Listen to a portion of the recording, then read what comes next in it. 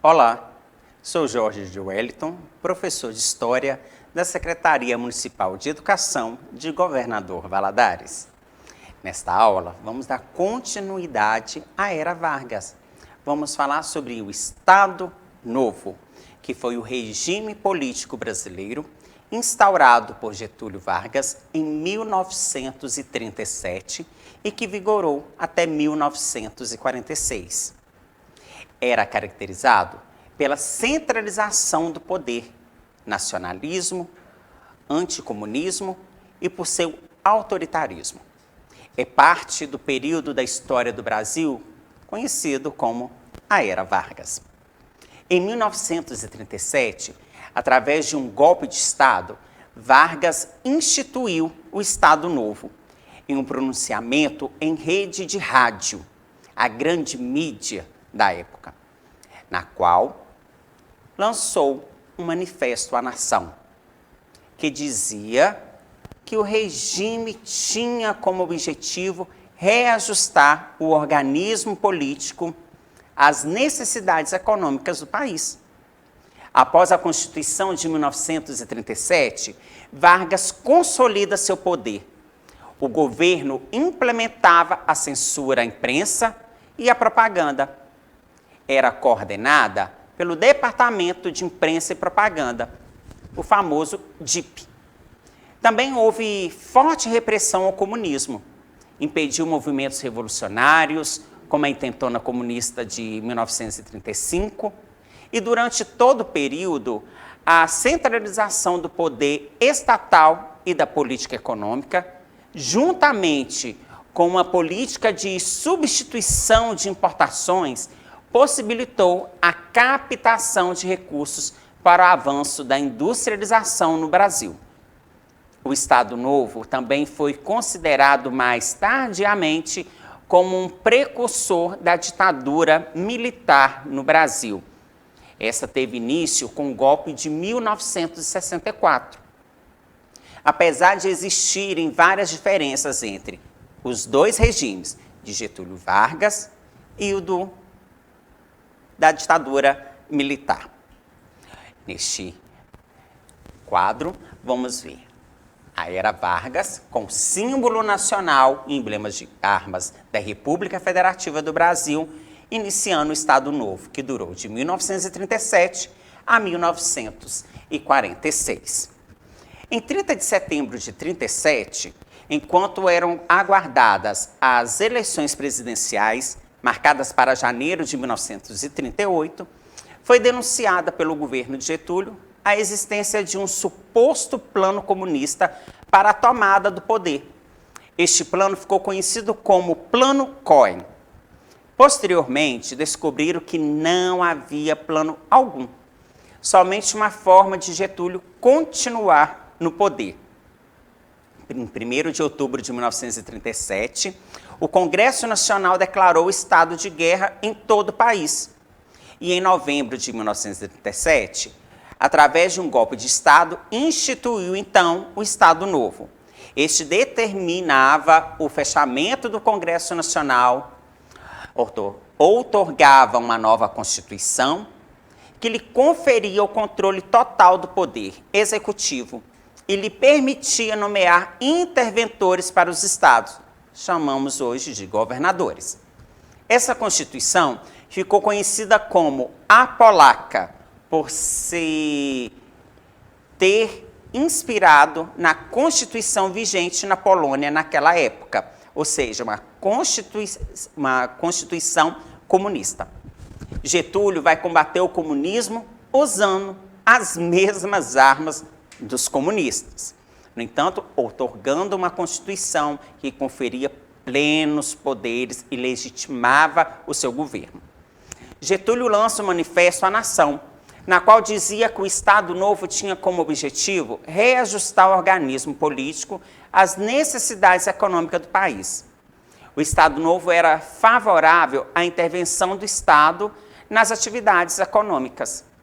E a necessidade que faz a lei, tanto mais complexa se torna a vida do momento que passa, tanto maior há de ser a intervenção do Estado no domínio da atividade privada. Então, o governo na economia, ele vai agir de forma totalitária em todos os momentos e todos os âmbitos econômicos. O regime entendia, assim, a organização política de um país e a participação do cidadão na vida política. Nas palavras de Getúlio, a riqueza de cada um, a cultura, a alegria, não são apenas bens pessoais. Representam reservas de vitalidade social, que devem ser aproveitadas para fortalecer a ação do Estado. Palavras bem colocadas que inflam o ego do povo brasileiro, ou inflaram naquela época. Na versão do almirante Hernani do Amaral Peixoto, o Estado Novo não foi obra pessoal de Getúlio, mas, sendo assim, uma decisão especialmente dos militares, aqueles que colocaram Getúlio no poder e apoiaram, visando o combate ao comunismo. O golpe do Estado Novo viria com Getúlio, sem Getúlio ou contra Getúlio Vargas. A Constituição de 1937, ela previa um novo legislativo que não chegou a ser instalado. Então, votos, partidos políticos e o Senado Federal não chegaram a funcionar durante este período. E também, além das eleições, a Constituição de 1937 previa a realização de um plebiscito, que também não foi convocado. Jamais foram realizadas eleições no Estado Novo, mas o Poder Judiciário teve sua autonomia preservada, porque o sistema judiciário vai cumprir o que está escrito na Constituição. E a Constituição foi escrita para dar autonomia e autoridade ao governo. O Judiciário, além da sua autonomia preservada durante o Estado Novo, ele ajudou a fomentar este processo. No seu preâmbulo, a Constituição de 1937 justifica a implantação do Estado Novo, descrevendo uma situação de pré-guerra civil que o Brasil estaria vivendo. Os partidos políticos foram extintos. O governo implementava a censura à imprensa, à propaganda do regime através do DIP, que é o Departamento de Imprensa e Propaganda. O gabinete ministerial de Getúlio se manteve relativamente estável durante o Estado Novo, com os ministros da Fazenda, ministro da Guerra, Marinha e da Educação permanecendo em seus cargos durante todo o período do Estado Novo. A única reação à implantação do Estado Novo foi o levante integralista de 1938. Então, no período do Estado Novo, os partidos políticos como UDN, PSD, PTB e PCB, que era o Partido Comunista da época, foram fechados, foram cassados. Eles não podiam funcionar. Houve uma repressão rigorosa ao comunismo, amparada pela Lei de Segurança Nacional. Durante todo o Estado Novo, não ocorrendo mais nenhum movimento revolucionário do tipo da intentona comunista. Neste período, o governo consegue enfraquecer o banditismo no Nordeste, matando o líder do cangaço, Lampião. Tancredo Neves, que foi ministro da Justiça de Getúlio de 1953 a 1954, no seu livro Tancredo Fala de Getúlio, ele escreve sobre a ação de Getúlio como ditador. Para Tancredo, Getúlio Vargas, ele tinha se esforçado para se projetar na história como um ditador singular, único, porque foi um ditador progressista, um ditador humanitário, em que pese uma ou outra acusação de violência. O povo não aceita o Getúlio como um ditador violento. Olha as palavras de Tancredo Neves, o nosso mineiro, né? Foi governador de Minas Gerais, depois foi eleito presidente da República, com a volta da direta já, não tomou posse. Depois o seu neto e seu filho conseguiram adentrar na vida política. Bom, Tancredo descreveu Getúlio Vargas como um bom ditador, que ele não usava as armas do comunismo, não era violento, apesar dos registros históricos que nos mostram o contrário da era do governo de Getúlio Vargas. Uma dessas armas foi a Lei de Segurança Nacional. Essa Lei de Segurança Nacional dava plenos poderes a Getúlio Vargas para reprimir, torturar, prender, caçar, principalmente a censura com o Departamento de Imprensa. Lampião foi morto durante o Estado Novo. Lampião, o rei do cangaço, ele no Nordeste, ele queria lutar assim. Ele propagava lutar em favor dos pobres, também usando as armas contraditórias de violência.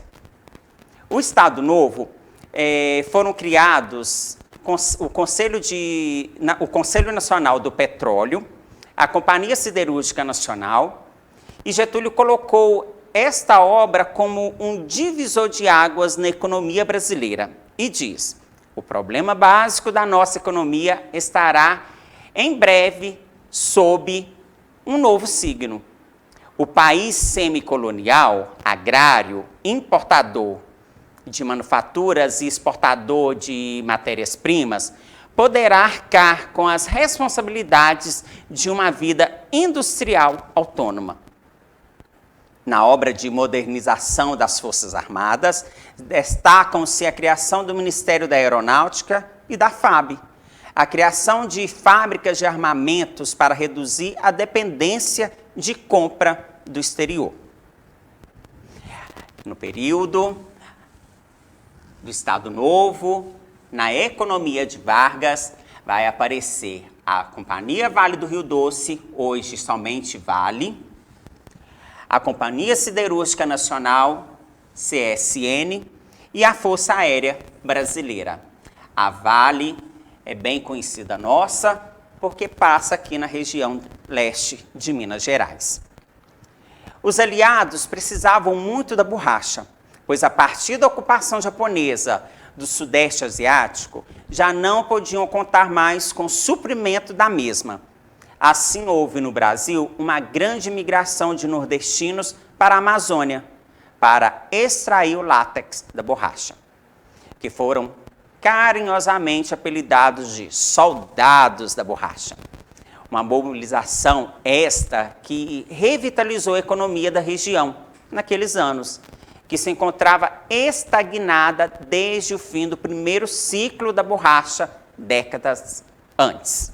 Então, os nordestinos avançam para o norte do país. Pará, Amazonas, Maranhão, Acre e Rondônia. Aqui nós temos a extração do látex nos seringais. Getúlio consegue